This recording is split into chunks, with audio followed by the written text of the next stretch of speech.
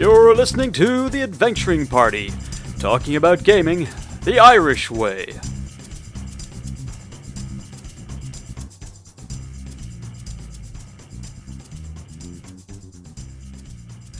Welcome to the party. I'm Owen. I'm Dave. I'm SavageMick. And I'm Warlord Scarr. And today, we are here to discuss that most cash-inable of creatures, the licensed RPG. For you see, we've noticed a few motes of turmoil in the RPG space as the Dark Souls RPG has just released, and as I figured was pretty likely, it's a bit of an owl disaster for a number of reasons, and we're going to get into that. We haven't had a chance to review it properly yet or take a look at it, but certainly the concept of the licensed RPG is an attractive one because it possesses that most precious of creative energies, a lot of work already done, and a pre-existing fan base. And any self-respecting publisher can look at that, go, that's really popular, me too. Thoughts, gentlemen? Why are they all so bad? They're not all that Okay, bad. why are but 90% Not all terrible? bad. They're not, but I would say The Aliens about... one's meant to be good. The which one? The Aliens. It yeah. is, actually. It's excellent. Yeah, No, I've heard only good things about it. It's meant to be really atmospheric and great. Yeah, Alien one was great. The original West End Star Wars RPG was fantastic for it. Star Trek 2D20 is really good. The various other flavours of Star Wars have done some interesting stuff. You can argue whether Woofrup is a licensed RPG or not. Yeah, good one. Yeah. You can argue about it because it was produced. It's one of the first projects that Games Workshop made was Woofrup, and it was originally kind of, they took a bunch of D&D adventures and reskinned them as Woofrup adventures, and then said, "Oh, we should make our own Woofrup adventures." And is that a licensed Those were RPG? Wild West days. The Burger King one, lots of good art. You mean Wendy's? Oh, was it Wendy's? gosh. Yeah, it was terrible. But I was looking up the first licensed RPG, which was Flash Gordon and the Warriors of Mongo, very good. which used the averaging dice. And the averaging dice is a wargaming innovation where a normal d6 is too swingy, so it's marked 2, 3, 3, 4, 4, 5. Beautiful.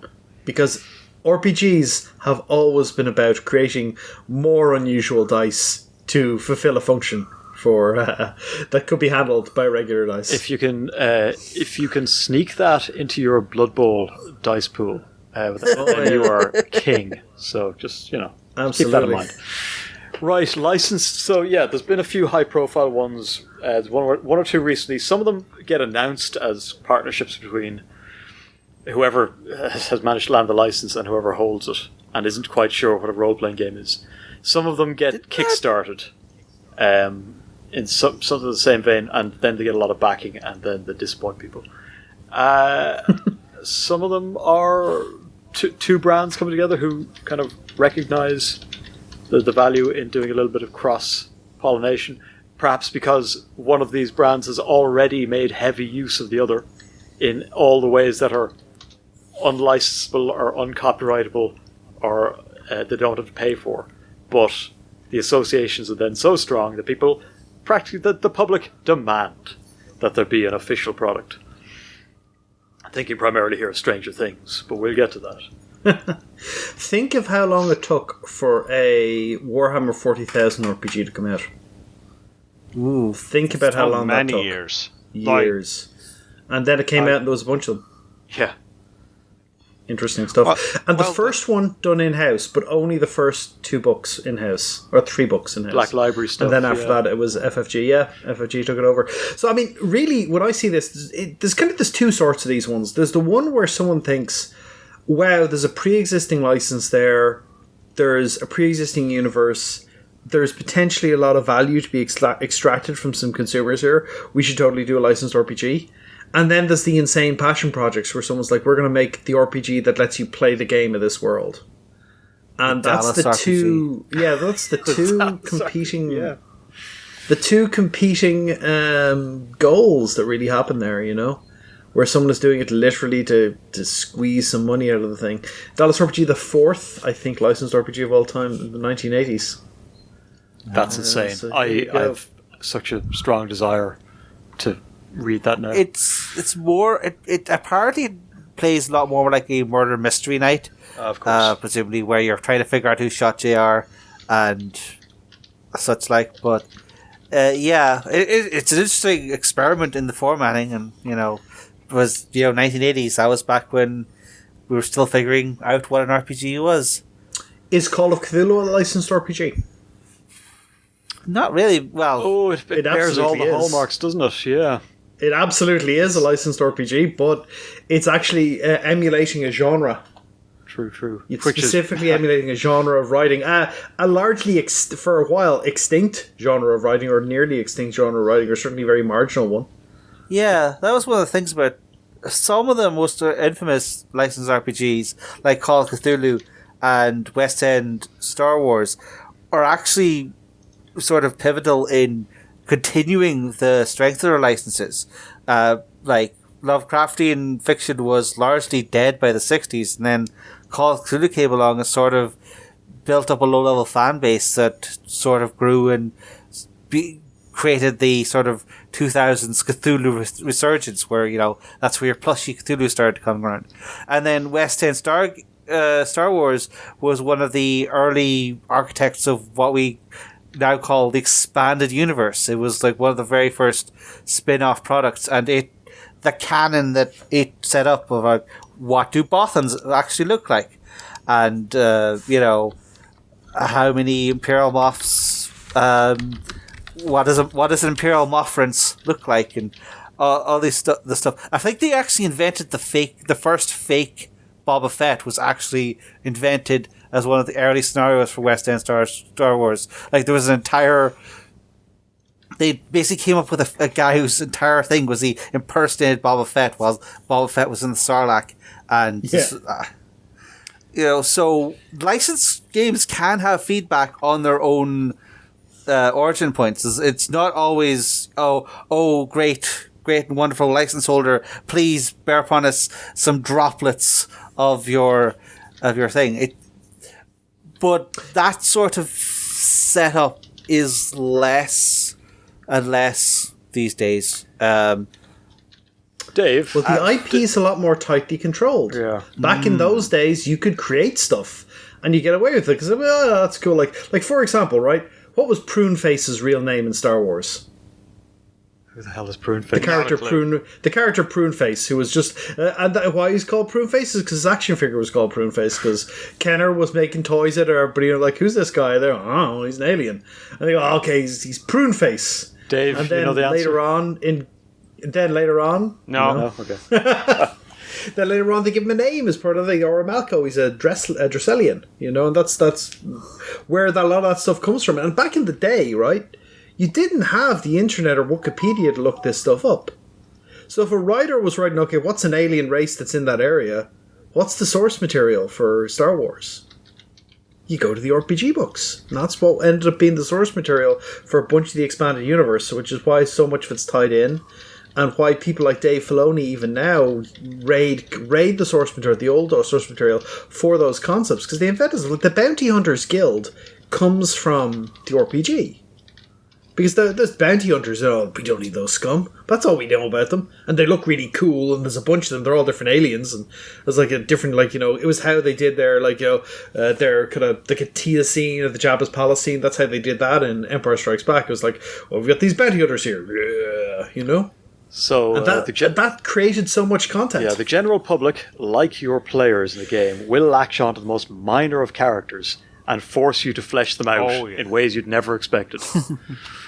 Oh yeah, no, I've had Adeptus Astartes, temporarily adopt a janitor, and keep him safe from harm. Like now you've got to come up with. We got him all the way through that siege, and he was a true and loyal servant to the Emperor all through all that. Like that man deserved the medal he got. Yeah, look, these things happen apparently. All right, Dave, I hold an incredibly popular IP with a cast of characters and a fully fleshed out world and a line of toys, and I've run out of lunch boxes to brand, and you're a role-playing development company. What are you going to do for me? Because I've decided to wring the very last drips of profit out of this IP, I now want to have it made into a role-playing game. What would you look for if you have to develop a role-playing game for an existing license? What should be there? What can you get away with? What might you have to add? Okay. Controversially or not controversially, depending on your flavor, I would see, does the theme and the theme and atmosphere of that setting fit with, say, Dungeons and Dragons 5th edition at all? Like, could this be like, for a very simple reason, if they're actually compatible, and they can be, this would actually make a good fit for I would. Dungeons and Dragons. I've heard of that. That's the role playing game. Yes, that's the thing we want. Yeah. Now, my IP is mostly talking cars. You'll make that work, won't you? Oh, that's very good. Get me some D&D now. Thank you.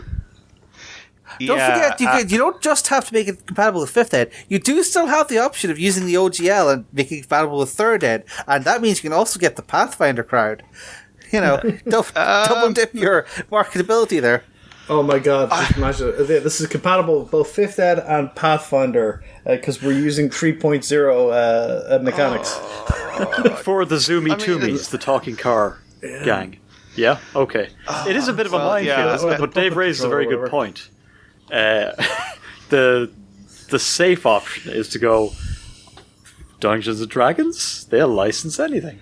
There was a Kickstarter, I think, last year for a Stargate RPG through 5th Ed, but it looked like a lot of the better 5th Ed adaptions. They actually do things with it, such as level caps, but you can expand your character's abilities after that level cap, so it's broader, not taller, so to speak. Right. Go ahead. The Stargate 5th Ed adaptation actually looked like they were doing interesting things with the chassis, but I don't blame them at all for going 5th Ed, because it's going to be the one that designers have the most experience with, a lot of them. 2, the one that potential players have the most experience with, and the people outside of RPG circles are most likely to have heard of. But what I would prefer to do, personally, if I was handed such a brief, was, okay, is there any existing system which would be any good system which a license could be gotten for that would actually fit this well? Because maybe a very rules light system, or a story game, or adapting some cult classic might actually work better. Or does this need its own system from the ground up? Because I do lean towards the system and setting should be thought of together, and things that don't fit well, and you could have things in one that don't fit well with the other if you're not thinking that way. Yeah. I do think one of the elements you have to consider here is, like, what's your time frame?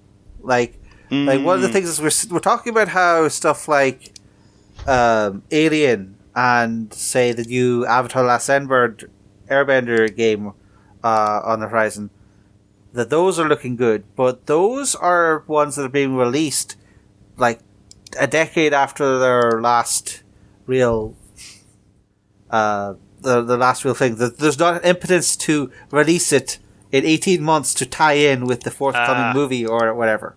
Good point. And I think there's sort of a level of advantage there in that you're definitely doing it to extend a franchise, but you have the time to put your own spin on it so that it fits.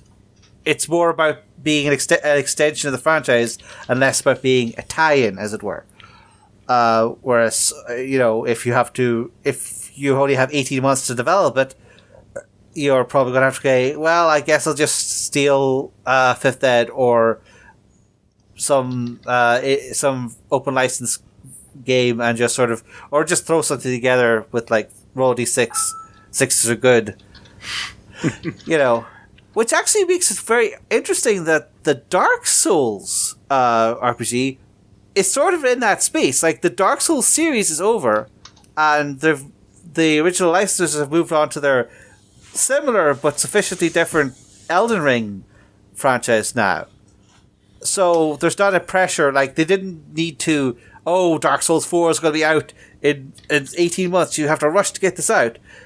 But somehow they fell into that trap of try to quickly adapt Fifth Ed, and it didn't work out for them. Sure, but I mean, it is arriving on Steamforged already had done the board game and the card game for Dark Souls. Yeah, so it's a lot more less work to get an extension or a modification to an existing license. Not to mention, Elden Ring is still kind of a very popular game. It is been talked about in Dark Souls terms, and for the RPG book to land now is pretty much perfect.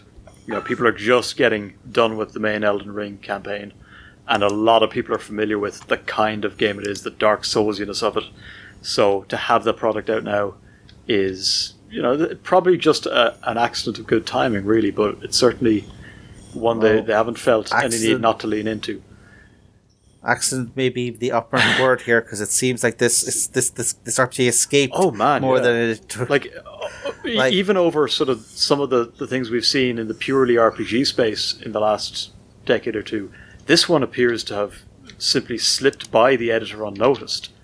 It's an extraordinary, and I think it speaks to the fact that the company responsible they cut their teeth on things like board games. They're perhaps not as familiar with the vagaries and the cross-referencing demanded of a fully fleshed out core RPG system. I honestly, like, when we originally suggested we were going to do our Dark Souls episode, I thought it wasn't going to be out for another 9 months. I wasn't expecting, like, 2 days before we release our episode for the early reviews to start coming out and start panning the thing. I honestly thought we were not going to be quite as timely as we were. Should probably pay more attention. And what we've seen is a game that has some copy-paste, has a lot of inconsistencies in the rules, like directly contradictory rules, and poor editing, typos galore. And I've looked at a flip through of it. It's a lovely looking book.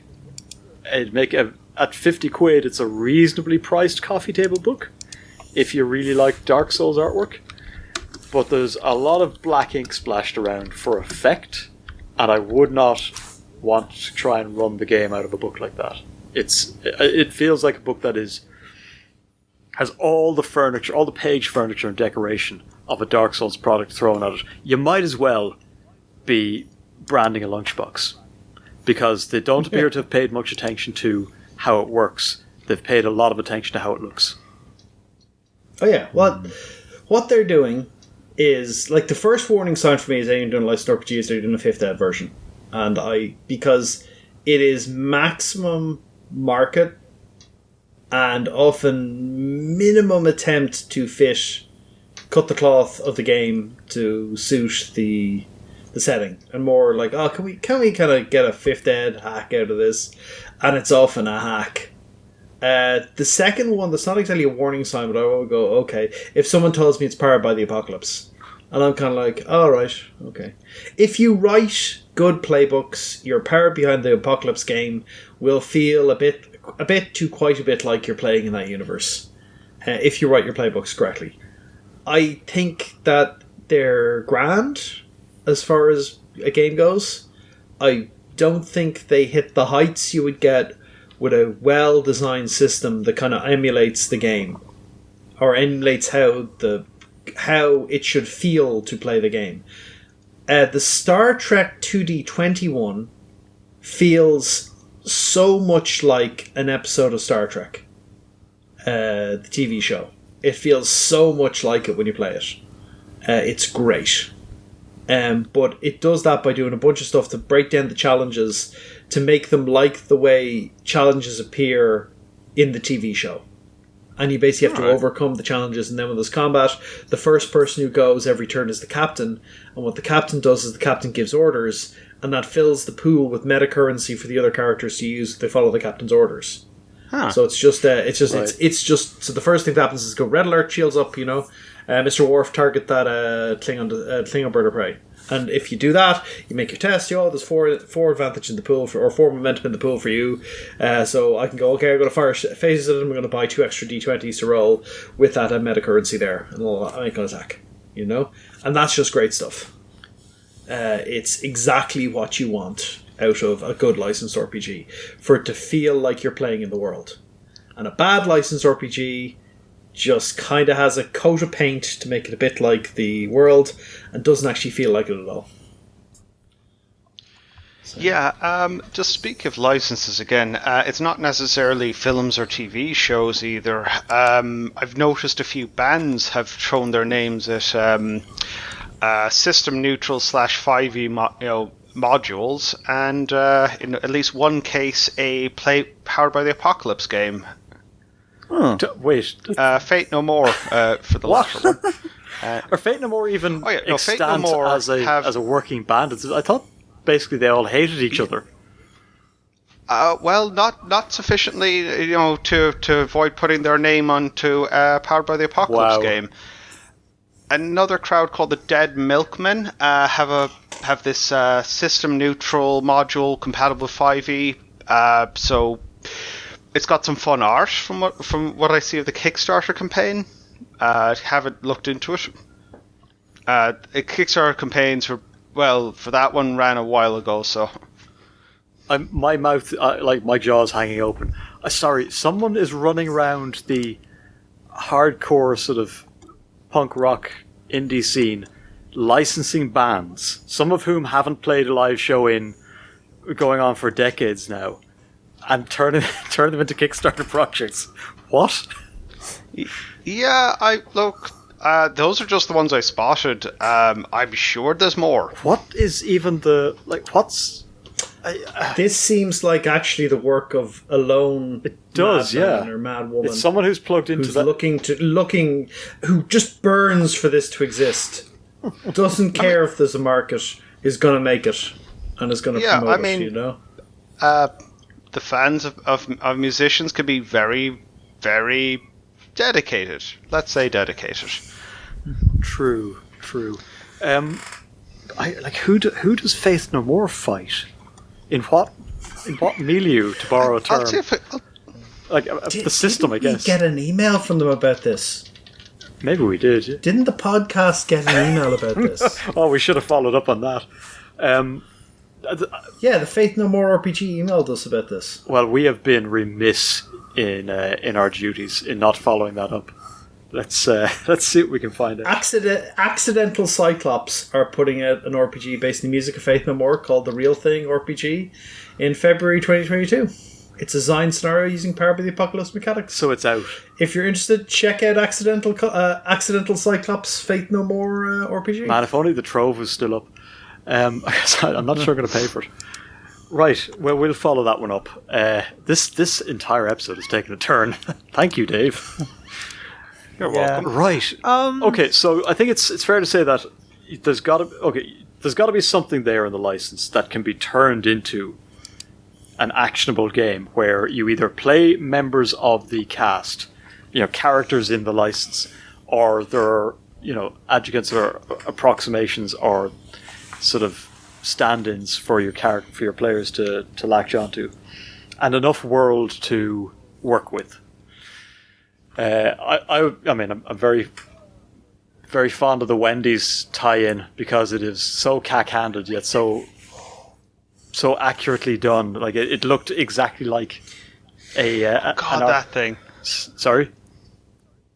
Yeah, no, you reminded me that existed. Yeah, like all the artwork was there, the stat blocks, the maps, the whole thing. I mean, someone clearly did their research. It was a marketing gimmick, that ran to like 150 odd pages. I know Scarr doesn't want to talk much about it. I won't rattle on about it, but there's nothing there you could actually play that you wouldn't have your tongue firmly stuck in your cheek.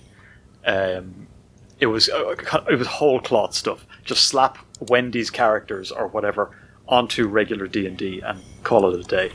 High production values, low thought, low sort of inspiration. Faith No More, I can only imagine. Can't wait to see that one. Does L5R qualify as an RPG? Ooh. Or was it? It was produced by the company that made Alpha. So not really. Originally. Yeah. So not really, but licensed. The more recent iteration where Edge are doing it, they're doing, God help me, a 5th ed iteration of Alpha 4. Oh, we've done that once. We've gone down that dark road once before where we had a halfling scorpion and gnome dragons and look, dwarf crab clan. I will now speak directly to the industry.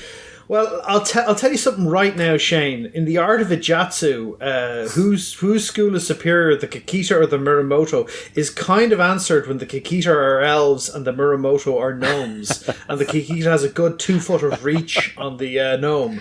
Okay, I'll draw my sword as fast as I can. You draw your sword as fast as you can. We'll see who wins. Spoiler warning, it's me. Look, I'm just going to speak to the industry here. If you're inside the tent and you do something like that, shame on you. The people who are licensing the Thundercats RPG, whatever, they don't know any better. But you know what Elphaba is, and you know what D&D is, and you know what the systems look like, and you did that anyways. What the hell is wrong with you? I have seen multiple versions of the Jatsu Master as 3rd ed damage destroyer. I've seen Dave do it actually, where it's like, here's my silly little sorcerer thinking he's interesting for having chain lightning and turning into dragons, and I've seen Dave just run up to people and delete them with his Ijatsu Master. Look, a samurai going into Ijatsu Master, like loads of initiative, loads of damage, and basically his superpower instead of magic was effectively getting two rounds of attacking before anyone else could act. So that was pretty sweet. Yeah, it was a hell of a thing to see. But I do want to, as to the main point, it strikes me as sort of macrocosm of another bugbear of the industry, is the RPG product as thing to be played versus RPG product as thing to be sold. The infamous idea is like an awful lot of RPG supplements are released with the intention of people buying them rather than of them being used in a game to make a game better. Yeah, so, it's like the coffee table book that it is actually just a coffee table book that you've released, and there's nominally a game there, but there actually kind of isn't. Yeah, you know, we've all seen one or two of them. It's probably the safest example because it can do no real harm, right? No one's going to waste their time on it. They'll just look at it and be like, "Oh man, this looks great. I'm really glad of it." Yeah, but some people still try to play them, and it's like, "Good God, lads, don't do that," you know. Someone will try to do it ironically. Yeah, I mean, it's very interesting looking at there's so many licensed 5th ed RPGs lazily slopping their way out now, and it's kind of funny watching some of them go through a minimum of game development and almost immediately start pivoting to, okay, we're a D&D influence system now. Because they started putting hit points on the thing and went, oh dear God, what are we doing? I do want to see the G.I. Joe one came out, and apparently the scaling on it is wonky as hell, because all the main characters, like the Roadblocks and the General Hawk and such, they're all level 20 characters. Right. The players start at 1 as the guys, you know, the raw recruits, you know? So it's like, okay, do we get to fight Cobra Commander? Well, when you're at 20th level. It is interesting. I dread to see the Transformers one. I dread it. Feels like that should definitely not be level D20. Like, if anything, called out for a unique system that paid attention to what makes Transformers different. Like, you can literally change shape. Everybody can change shape all the time at will. Yeah. Surely we're going to need something to address that. Maybe they get 2 more points of dex if they're driving. What? That's How many cure light wounds can a Ratchet prepare? That'll break me. I swear to God, that'll break me. Because I was thinking of all the things you could do with a proper mech RPG that you can't do with another RPG, and then nobody does. Like, my whole thing is, in a mech RPG, you can have a bunch of guns in your arm, and then your arm gets blown off, and your character's not ruined. Your mech's arm's just been blown off. Adapt and overcome, man. Yeah, adapt and overcome. That's going to come. And it's just like, but that's great. It's like you can have that really visceral damage and stuff exploding, and your leg comes off. And the game's not over. It's just my next leg. I can get it reattached. Soldier, I can get a new leg. Pick that leg up. That's just good stuff. Beat that mech to death with that leg. Exactly. Pick up that leg and use it as a club. I mean. 2 very different points come to mind. One of them is we have seen this before to a certain degree, where with the original 3.0 SRD and the wave of licensed properties and spin-offs that emerged out of that. So it's a little unfair to portray Fifth Ed as unique in that regard. Oh no, it's not that we have, but in case anyone's getting that impression. The second thing is you have a lot of games which aren't technically licensed, but are homages, as in serial numbers filed off, but to a property. True, yeah. For example, Aliens. You have a few different takes on the Aliens property without saying the word aliens. Hostile by Zozer Games probably comes closest to the blue collar used future kind of look. You've things like Extinction, which are based on the Black Hack, and are very much about the atmosphere of a hostile universe, and that's actively against humanity. And then you've got things like Stay Frosty, another Black Hack spin-off, although more mutated. That's much more on the, exploding bugs, but with amazing amounts of firepower, action movie style take on Aliens.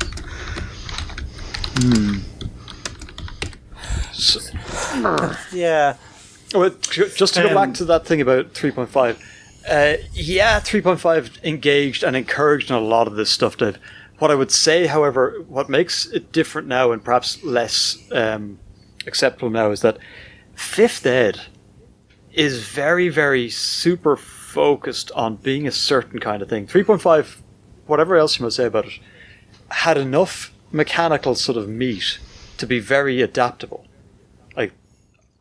I don't think that Fifth Ed has the same robustness as a system to meet the same needs of so many different kinds of licenses and worlds and game types. Like 3.5, isn't 3.5 is not infinitely adaptable. Don't get me wrong, but it was certainly probably a better set of tools to try and squint and see your kind of Weird West or your mech combat game through than Fifth Ed is now.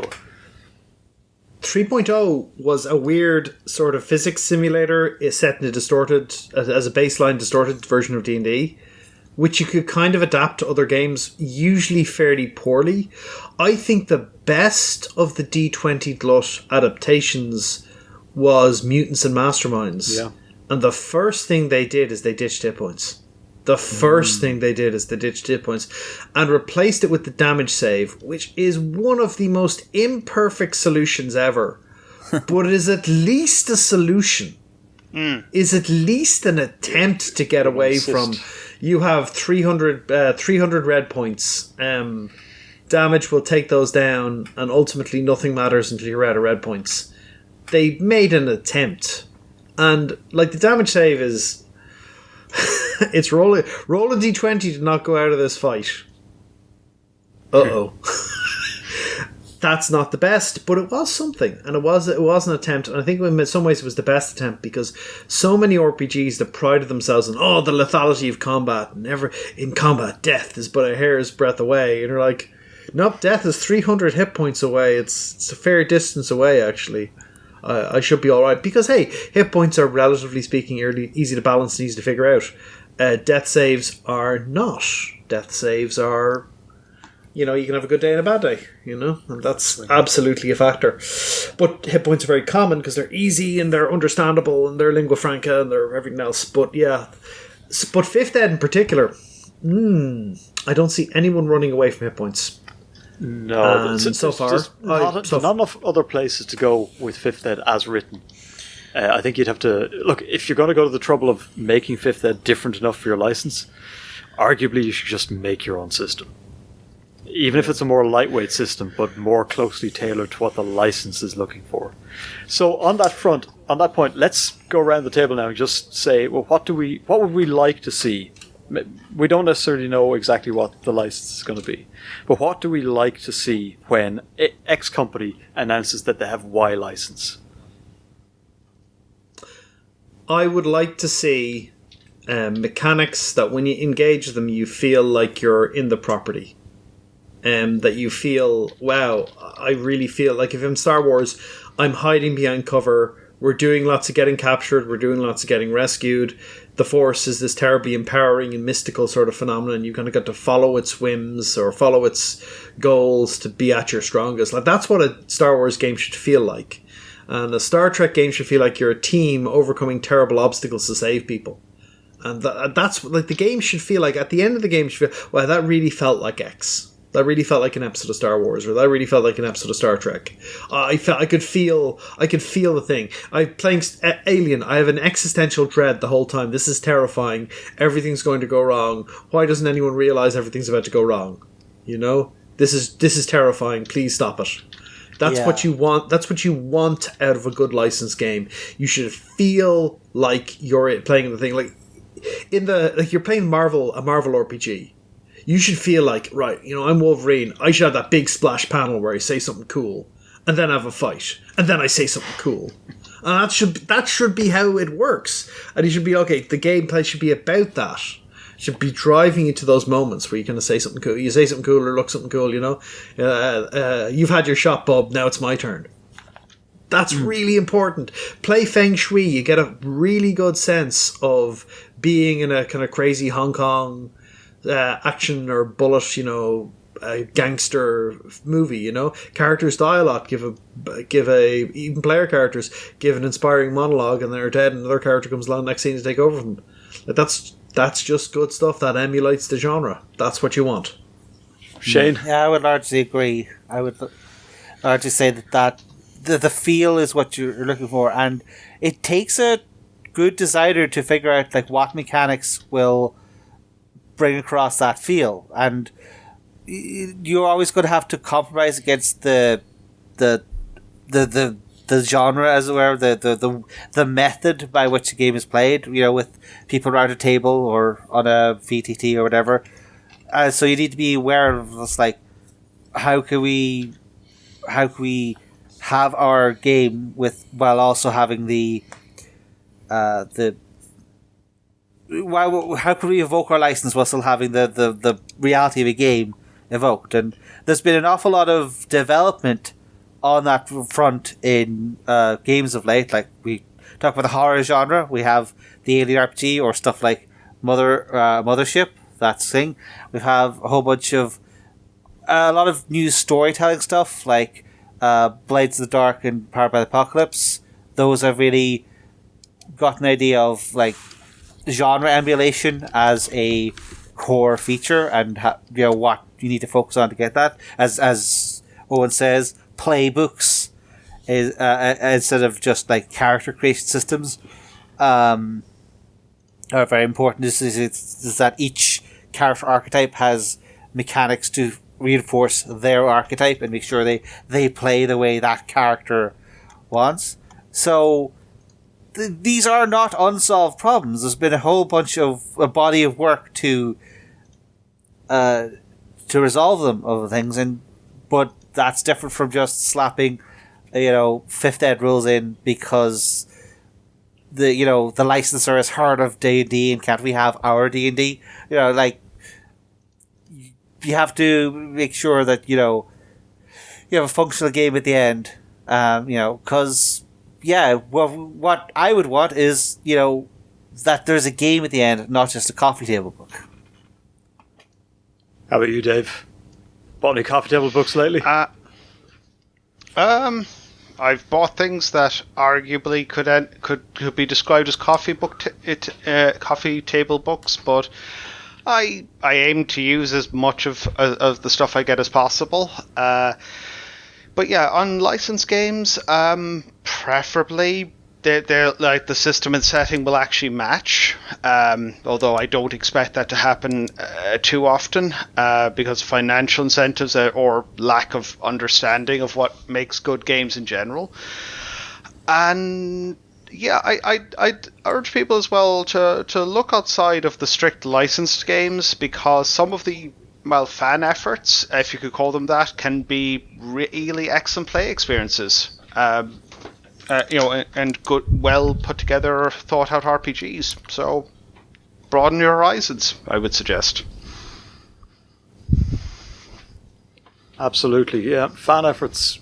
Well, I mean, companies can even start from fan efforts, can't they? I suppose licensing a game, licensed RPGs happen either because you've got a licensee who wants to see a game happen, goodness knows why, or you've got people who develop games who think they can pitch to the license holder. In either case, I think there's a responsibility on both sides. If you are shopping around your license looking for someone to develop a game, do your research. Most RPGs, I think, are probably inspired by some other piece of pop culture. They're following in the wake of something. And it's quite likely that if you're someone who's in a position to have a game made using your license, you've had a cultural impact big enough to warrant it. Therefore, somebody may already have done half of the work trying to create a game that is in the mold of what your world or what your license or what your characters already represent.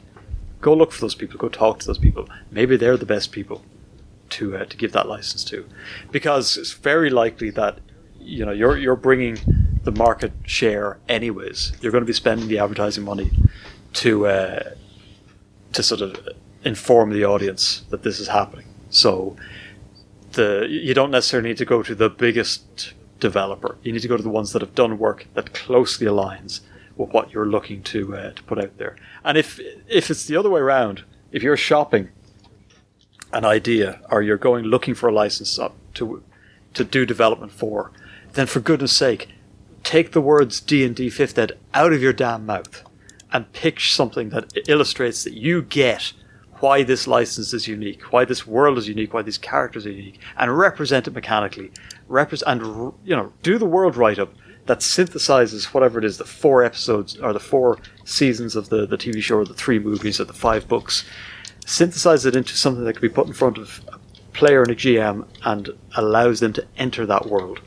Probably not necessarily as the named characters, although the Indiana Jones RPG, was it West End that developed it? Can't remember, but yeah, it only allowed you to play as the actual characters from the movie. Which, yeah, it's pretty well regarded despite that limitation. Although everyone wanted to be Indiana Jones, of course. I would play Short Round every time. That guy, that little guy, that little guy gets so much crap thrown at him, but he's one of the best people in that movie. He gets lots to do. Like he's impressive. Yeah. Like gotta hand it to him. And, the further adventure short rounds have yet to be written. But the other thing I'd say is that... No time for love, I don't think we can finish this episode, though, without pointing out the beautiful Ouroboros that is the relationship between Cyberpunk 20-whatever and Mike Pondsmith and CD Projekt Red. So we've had a role-playing game that was licensed to become a major computer game a couple of years ago, last year. And they sort of completed the circle by drafting in Mike Pondsmith to write the updated Cyberpunk role-playing game. Or Cyberpunk Red, I think it's called. Yep. And of course his son has now written the Witcher RPG book, which is also a CD Projekt Red creation, which was licensed from the Polish author, Zelensky? No, sorry, this is not... Different guy entirely. It's on a different shelf. The Sapolsky. So yeah, it's licensing can be a beautiful kind of circle, or maybe a nautilus curve in this case, where it all circles and cycles around, and works can inform works, and projects can inform projects, and they can reflect each other in the best light. So, and hopefully we'll see more of that in the future. The Zoomy Toomies probably not going to be a 5e product. It'll need something much more bespoke, preferably on one of those books that can be chewed and are taken into the bath, which obviously limits the page count. Right, so. Sorry, I'm thinking of... I know you're referencing one of those terrible, YouTube CGI series, but I keep thinking of a completely different one that my niece listens to, one with a little red motorcycle. Anyway. What? No, this is an entirely unique and original product. We have all the lunchbox rights. Listen, if you've got a pitch for us, if you can turn this cast of characters into the next Vox Machina, the next Critical Role, we'd love to hear from you on our Discord, where we would be taking submissions. We'd all be happy to cut in for the Adventuring Party RPG, right? I'm not sure who would be fighting. There's the discussion. Is Warlord going to be a barbarian subclass or a fighter subclass? Warlord is a class. I don't know. That's a big deviation from 5th Ed. I don't know if we want to add new classes. Over my cold, dead body. I think this might be a PvP system. Anyways, thanks for joining us. You can find us on Discord, Twitter, Facebook, etc. Come to the Discord and join in the conversation. You find these shows on YouTube as well. Drop by, give us a like and subscribe. For now, I have been SavageMick. I've been Dave. I've been Owen. I've been Warlord Scarr. We are currently seeking submissions and worldwide licensing opportunities for the party. But for now, this party's over.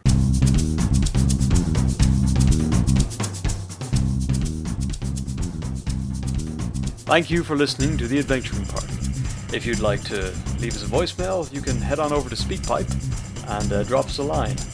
Or you can join us on our Discord server, where we keep the party going after hours. Otherwise, you can find us on Facebook, YouTube, Spotify, or Twitter, or you can email the hosts at party@theadventuringparty.net. The Adventuring Party is released under a Creative Commons Attribution Non-Commercial Share-alike version 3 license, but you probably knew that already. We hope you enjoyed the episode, and look forward to seeing you back here next week. Goodbye.